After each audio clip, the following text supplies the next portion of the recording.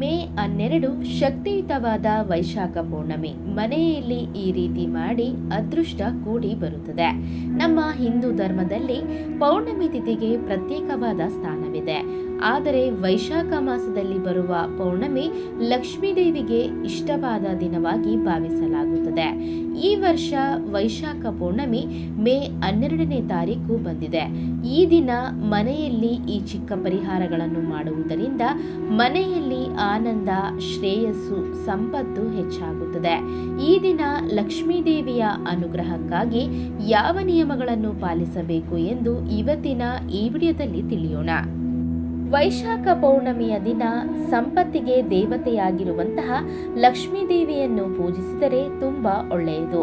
ಈ ದಿನ ಲಕ್ಷ್ಮೀದೇವಿಯನ್ನು ಪೂಜೆ ಮಾಡುವುದರಿಂದ ಮನೆಯಲ್ಲಿ ಅದೃಷ್ಟ, ಶ್ರೇಯಸ್ಸು ಅನ್ನುವುದು ಬರುತ್ತದೆ. ಅಂತಹ ಪರಿಸ್ಥಿತಿಯಲ್ಲಿ ವೈಶಾಖ ಪೌರ್ಣಮಿಯ ದಿನ ಲಕ್ಷ್ಮೀದೇವಿಗೆ ಇಷ್ಟವಾದ ಸಿಹಿ ಪದಾರ್ಥಗಳನ್ನು ನೈವೇದ್ಯವಾಗಿ ಸಮರ್ಪಿಸಬೇಕು. ಹಾಗಾದರೆ ಪೌರ್ಣಮಿಯ ದಿನ ನೈವೇದ್ಯವಾಗಿ ಬೆಲ್ಲವನ್ನು ಸಮರ್ಪಿಸಬೇಕು. ಇದರಿಂದ ಲಕ್ಷ್ಮೀದೇವಿಯ ಅನುಗ್ರಹ ಲಭಿಸುತ್ತದೆ. ಮನೆಯಲ್ಲಿ ಹಣಕ್ಕೆ, ಆಹಾರಕ್ಕೆ ಯಾವಾಗಲೇ ಆಗಲಿ ಕೊರತೆ ಅನ್ನುವುದು ಇರುವುದಿಲ್ಲ. ನಿಮ್ಮ ಮನೆಯಲ್ಲಿ ಹಣದ ಕೊರತೆ ಇರಬಾರದು ಅಂದರೆ ವೈಶಾಖ ಪೌರ್ಣಮಿಯ ದಿನ ಮನೆಯ ಪ್ರಧಾನ ದ್ವಾರದ ಮುಂದೆ ಮಣ್ಣಿನ ದೀಪವನ್ನು ಬೆಳಗಿಸಿ. ಈ ರೀತಿ ಮಾಡುವುದರಿಂದ ಲಕ್ಷ್ಮೀದೇವಿ ನಿಮ್ಮ ಮನೆಯೊಳಗೆ ಪ್ರವೇಶಿಸುತ್ತಾಳೆ. ಹಾಗೇನೆ ಲಕ್ಷ್ಮೀದೇವಿ ಮನೆಯಲ್ಲಿ ಸ್ಥಿರ ನಿವಾಸ ಇರುತ್ತಾಳೆ. ಇದರಿಂದ ಹಣದ ಕೊರತೆ ಅನ್ನುವುದು ಇರುವುದಿಲ್ಲ. ಹಾಗೇನೆ ಮನೆಯಲ್ಲಿ ಎಂತಹ ದುಷ್ಟಶಕ್ತಿಗಳು ಪ್ರವೇಶಿಸುವುದಿಲ್ಲ.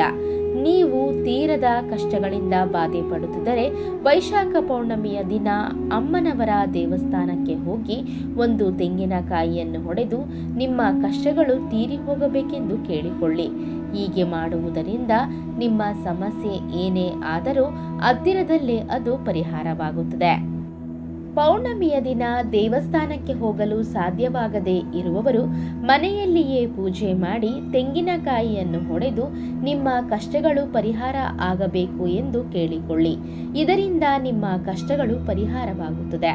ನಿಮಗೆ ಆರ್ಥಿಕ ಕಷ್ಟಗಳು, ಸಾಲಬಾಧೆ ತೀರಿ ಹೋಗಬೇಕು ಅಂದರೆ ವೈಶಾಖ ಪೌರ್ಣಮಿಯ ದಿನ ತುಳಸಿ ಗಿಡದ ಮುಂದೆ ದೀಪವನ್ನು ಹಚ್ಚಿ. ತುಳಸಿ ಗಿಡದಲ್ಲಿ ಲಕ್ಷ್ಮೀದೇವಿ ನಿವಾಸವಾಗಿರುತ್ತಾಳೆ. ಹಾಗಾಗಿ ಪೌರ್ಣಮಿಯ ದಿನ ತುಳಸಿಯ ಮುಂದೆ ದೀಪವನ್ನು ಬೆಳಗಿಸಿದರೆ ಹಣದ ಕಷ್ಟ, ಸಾಲಬಾಧೆ ಎಲ್ಲವೂ ಪರಿಹಾರವಾಗುತ್ತದೆ. ಇನ್ನು ಪೌರ್ಣಮಿಯ ದಿನ ಚಂದ್ರನನ್ನು ನೋಡುವುದು ತುಂಬಾ ಶುಭಪ್ರದವಾಗಿ ಪರಿಗಣಿಸಲಾಗುತ್ತದೆ. ಚಂದ್ರನು ಈ ದಿನ ಪೂರ್ತಿ ಪ್ರಕಾಶವಂತವಾಗಿ ಕಾಣಿಸುತ್ತಾನೆ. ಹಾಗಾಗಿ ಈ ದಿನ ಚಂದ್ರನನ್ನು ನೋಡಿದರೆ ಐಶ್ವರ್ಯ ಲಭಿಸುತ್ತದೆ.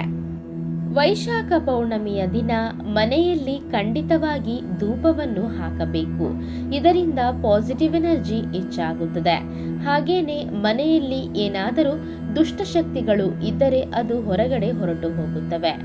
ಕರ್ಪೂರ ಒಳ್ಳೆಯ ಸುವಾಸನೆಯನ್ನು ಹೊಂದಿದೆ. ಕರ್ಪೂರವನ್ನು ವಾಸ್ತುಶಾಸ್ತ್ರದಲ್ಲಿ ಕೂಡ ಮುಖ್ಯವಾದ ಪದಾರ್ಥವಾಗಿ ಪರಿಗಣಿಸಲಾಗುತ್ತದೆ. ಇದು ಮನೆಯಲ್ಲಿ ಪ್ರತಿಕೂಲ ಶಕ್ತಿಯನ್ನು ತೊಲಗಿಸುತ್ತದೆ ಮತ್ತು ವಾಸ್ತು ದೋಷಗಳನ್ನು ಕೂಡ ತೊಲಗಿಸುತ್ತದೆ. ವೈಶಾಖ ಪೌರ್ಣಮಿಯ ದಿನ ಕರ್ಪೂರವನ್ನು ಹಚ್ಚಿ ಮನೆಯಲ್ಲಿ ಪ್ರತಿಯೊಂದು ಮೂಲೆಗೂ ಕರ್ಪೂರದ ಧೂಪವನ್ನು ಹಾಕಿ. ಈ ರೀತಿ ಮಾಡುವುದರಿಂದ ಲಕ್ಷ್ಮೀದೇವಿ ಮನೆಯಲ್ಲಿ ನಿವಸಿಸುತ್ತಾಳೆ. ಈ ರೀತಿಯಾಗಿ ನಿಮ್ಮ ಮನೆಯಲ್ಲಿರುವಂತಹ ಪ್ರತಿಯೊಂದು ರೂಮಿಗೂ ಮಾಡಬೇಕು. ಕರ್ಪೂರದ ಧೂಪವನ್ನು ಹಾಕಬೇಕು. ಇನ್ನು ನಿಮಗೆ ಹಣದ ಸಮಸ್ಯೆಗಳು ಬರಬಾರದು ಅಂದರೆ ವೈಶಾಖ ಪೌರ್ಣಮಿಯ ದಿನ ಅಶ್ವತ್ಥ ಮರದ ಎಲೆಯನ್ನು ನಿಮ್ಮ ಪರ್ಸ್ನಲ್ಲಿ ಇಟ್ಟುಕೊಳ್ಳಿ. ಈ ರೀತಿ ಮಾಡುವುದರಿಂದ ನಿಮಗೆ ಹಣದ ಕೊರತೆ ಇರುವುದಿಲ್ಲ.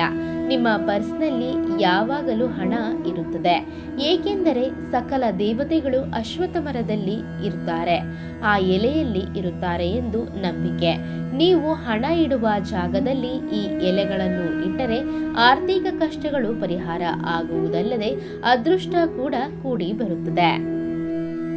ಧನ್ಯವಾದ ಸ್ನೇಹಿತರೆ. ಈ ಮಾಹಿತಿ ನಿಮಗೆ ಇಷ್ಟವಾಗಿದ್ದಲ್ಲಿ ಮತ್ತಷ್ಟು ಇಂತಹ ಉಪಯುಕ್ತ ಮಾಹಿತಿಗಾಗಿ ನಮ್ಮ ಚಾನಲನ್ನು ಸಬ್ಸ್ಕ್ರೈಬ್ ಮಾಡಿಕೊಂಡು ಹಾಗೆ ವಿಡಿಯೋಗೊಂದು ಲೈಕ್ ಮಾಡಿ.